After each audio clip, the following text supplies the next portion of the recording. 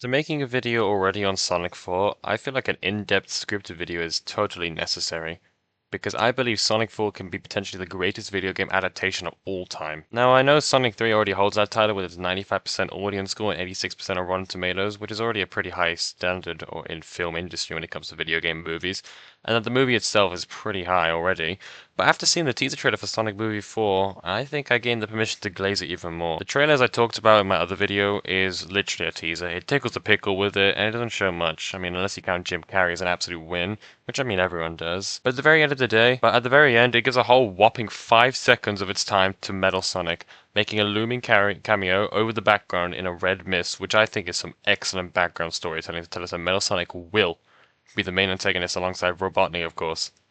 At least I hope. And this is amazing news because Metal Sonic has been getting pretty popular lately after his little win in Death Battle against Perfect Cell, which already gives him some traction to his character, but also, we haven't seen anything Metal Sonic centered since Sonic Heroes.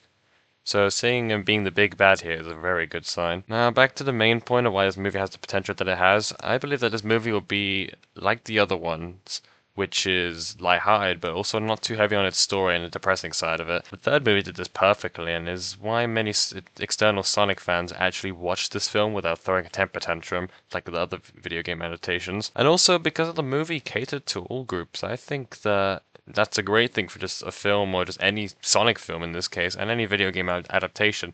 It didn't feel like it was like shoving pure Sonic references down everyone's throat and only like the die-hard fans could swallow it. Another huge moment that it's got everyone in a chokehold is Jim Carrey returning for Sonic 4, and first of all, this is amazing. I mean, I just love Jim Carrey. Whether, half the old generation disagree with me is just completely irrelevant. I watched The Mask at like 3 years old and I love that movie. But the fact that he's still acting for the sake of Sonic movies is just so cool to me. As a die-hard Sonic fan, this is just like the news and heaven to me.